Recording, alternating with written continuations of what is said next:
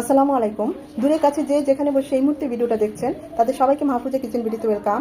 আজ পাটিসাপটা পিঠা করব। হ্যাঁ, চিনির দিয়ে আর গুড় দিয়ে দুই রকমের পাটিসাপটা পিঠাই একই ভিডিওতে দেখাবো। অসম্ভব মজার পাটিসাপটা পিঠা।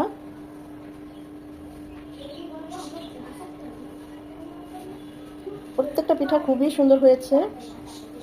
কতটা টেস্টি হয়েছে এটা খেলে বোঝা যাবে। সত্যি বলছি, খুবই ভালো হয়েছে। আমি কিভাবে পাটিসাপটা পিঠাটা করব সেটাই আপনাদের সাথে শেয়ার করব। আমরা মূল ভিডিওতে চলে যাই।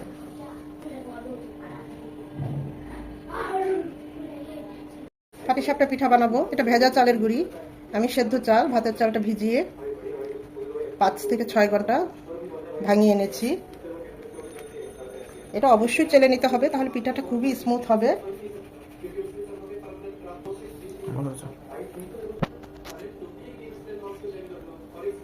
এরকম স্মুথ দেখুন, এই ব্যাটারটাও স্মুথ হবে। আর পাটিসাপটা পিঠা অবশ্যই ভেজা চালের গুঁড়ি দিয়ে করবেন, তা না হলে নিচে লেগে যাবে। আজ আমি দুইভাবে পাটিসাপটা পিঠা বানিয়ে দেখাবো। প্রথমে চিনি দিয়ে বানাবো আর গুড় দিয়ে বানাবো। তো প্রথমে যে ব্যাটারটা করছি সেটা চিনি দিয়ে। এখানে 1 কাপ ভেজা চালের গুঁড়ো চেলে নিয়েছি, 1/3 কাপ ময়দা, 3 টেবিল চামচ শুকনো গুঁড়ো দুধ, স্বাদ মতো লবণ, 4 টেবিল চামচ চিনি। এখানে চিনিটা হালকাই হবে, কারণ আমরা তো খিরসায় চিনি দিয়েছি সেটা। প্রথমে শুকনো উপকরণগুলো খুব ভালোভাবে মিশিয়ে নেব, চাল, ময়দা, গুড় সব কিছুর সাথে। যেহেতু আমার ভেজা চালের গুঁড়ি, ময়দাটা স্কিপ করতে পারেন। শুকনো চালের গুঁড়ি হলে ময়দাটা দিতে হয়। তারপর আমি দিলাম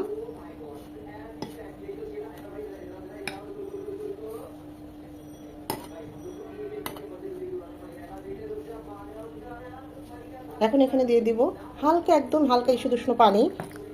পানিটা অল্প অল্প করে দেব। ভেজা চালের গুঁড়ি তাই নর্মাল পানি দিলেও হবে।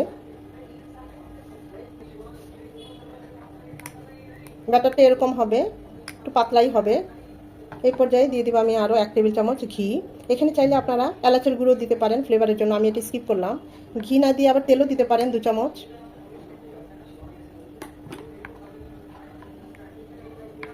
এটা রেস্টে রাখার দরকার নেই, যেহেতু আমাদের ভেজা চালের গুঁড়ি। যদি শুকনো গুঁড়ির হতো তাহলে মিনিমাম আধ ঘন্টা বা এর চেয়েও বেশি এটা রেস্টে রাখতে হতো। তো চিনির পাটিসাপটা পিঠার ব্যাটারটা একদম রেডি।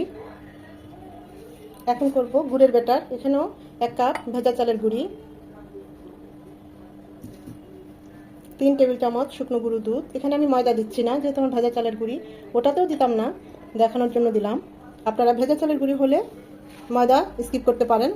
দিয়ে দিচ্ছি স্বাদ মতো লবণ, খেজুরের ঝুলা গুড়। এখানে চাইলে পাটালি গুড় বা চাকা গুড়টা একটু জাল করে নিতে পারেন। এই ব্যাটারটা একদম মিষ্টি হবে না, হালকা মিষ্টি হবে, কারণ আমাদের খিরসায় মিষ্টি থাকবে, তখন ওটা ব্যালেন্স হবে। এটা যদি বেশি মিষ্টি হয় তখন পিঠাটা খেতে ভালো লাগবে না।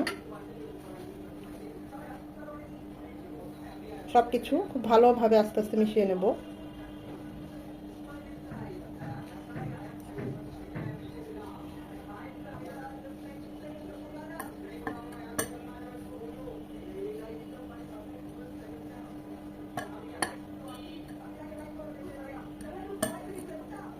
দিয়ে দিব ইস্যু হালকা ইস্যু পানি অল্প অল্প করে। এখানে চাইলে নর্মাল পানিও ইউজ করতে পারেন, আবার চাইলে লিকুইড দুধ ইউজ করতে পারেন, বা পানি এবং লিকুইড দুধ দুটোই মিলিয়ে ইউজ করতে পারেন।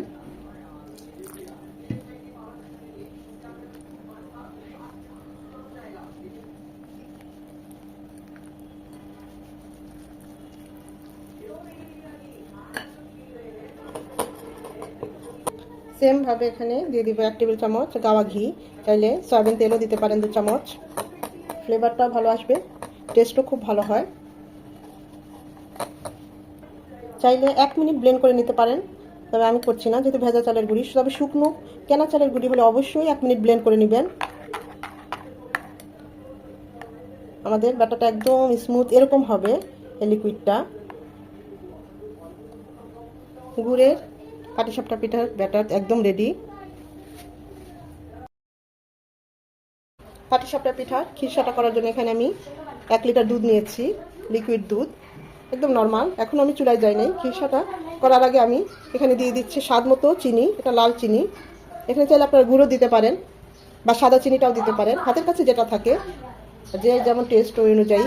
1 কাপ শুকনো গুঁড়ো দুধ,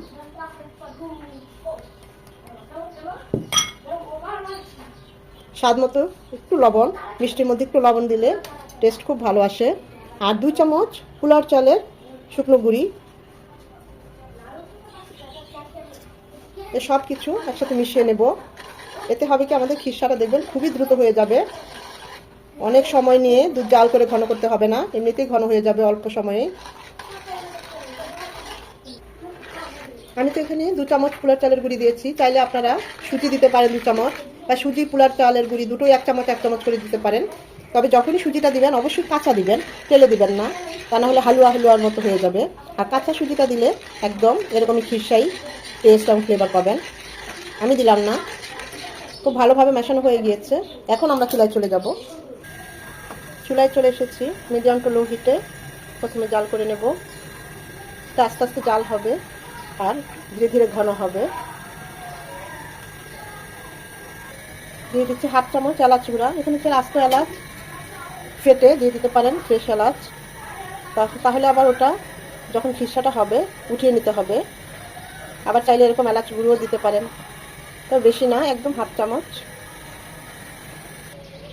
খিরসা করার সময় চুলায় বসিয়ে অন্য কোথাও যাওয়া যাবে না, এটা অনবরত নেড়ে নিতে হবে, তা না হলে নিচে লেগে যাবে।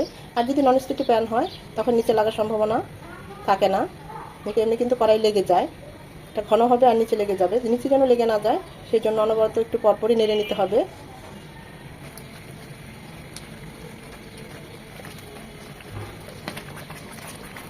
আর একটু হবে, আর 3 থেকে 4 মিনিট হলেই হবে। অবশ্যই এরকম শেষে 1 চামচ ঘি দিয়ে দিবেন, এতে করে খিরসার টেস্ট এবং ফ্লেভার দুটোই খুবই ভালো হয়। একদম রাজকীয় স্বাদের খিরসা হবে। দেখুন আমাদের খিরসাটা মাশাআল্লাহ কত স্মুথ হয়েছে। খিরসাটা করতে আমার 25 থেকে 30 মিনিট সময় লেগেছে। একদম শুকনো শুকনো করবো না, কারণ এটা ঠান্ডা হলে আরেকটু জমবে। আর 3 থেকে 4 মিনিট একটু টানিয়ে নেব। আমাদের খিরসাটা একদম রেডি। মনে হচ্ছে লিকুইড, কিন্তু না, দেখবেন ঠান্ডা হলে আর একটু জমে যাবে। বেশি হার্ড হলে আবার ভালো লাগবে না খেতে। এটাই একদম পারফেক্ট খিরসা।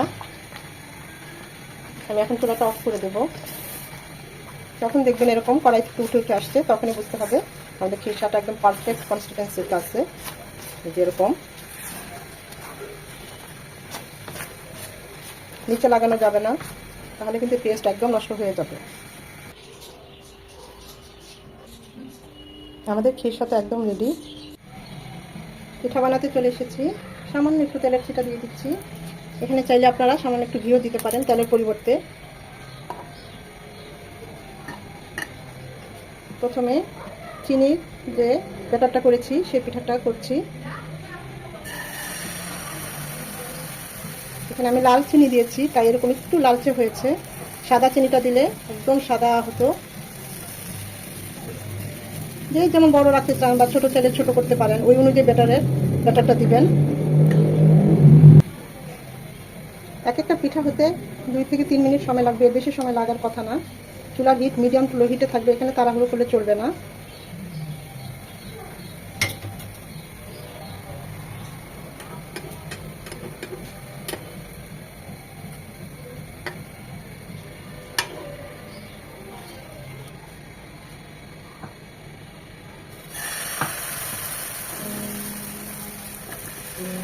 আমি আরেকটা পিঠা বানিয়ে দেখাচ্ছি।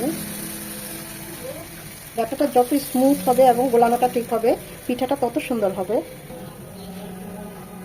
এখানে তাড়াহুড়ো করলে চলবে না। লাল চিনি দিয়েছি তাই এরকম লাল কালার হয়েছে। এখন গুড়ের ব্যাটারের একটা পিঠা বানিয়ে দেখাচ্ছি।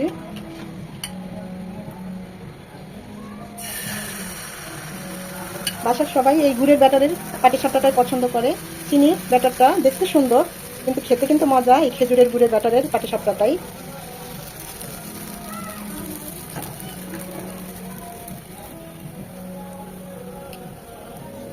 যেহেতু বাসায় বানাচ্ছি, ইচ্ছা মতো খেরসা দিয়ে দিচ্ছি।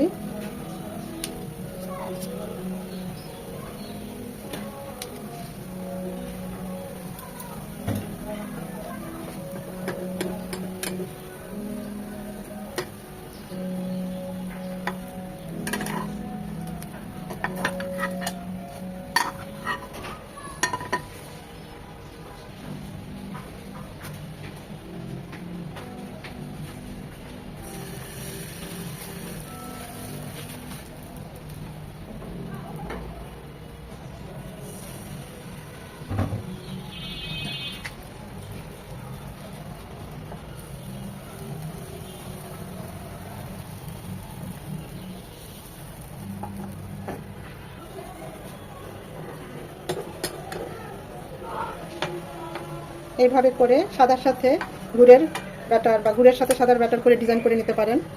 খুবই ভালো লাগে দেখতে। দেখতেই পাচ্ছেন কত সুন্দর হয়েছে। তৈরি হয়ে গেল আমার চিনির পাটিসাপটা পিঠা আর গুড়ের পাটিসাপটা পিঠা। প্রতিটা পিঠাই দেখুন কত সুন্দর হয়েছে, খুবই স্মুথ আর মানে টেস্টের কথা কি বলবো। আর ডিজাইন করাও পাটিসাপটা পিঠাটাও কত সুন্দর হয়েছে।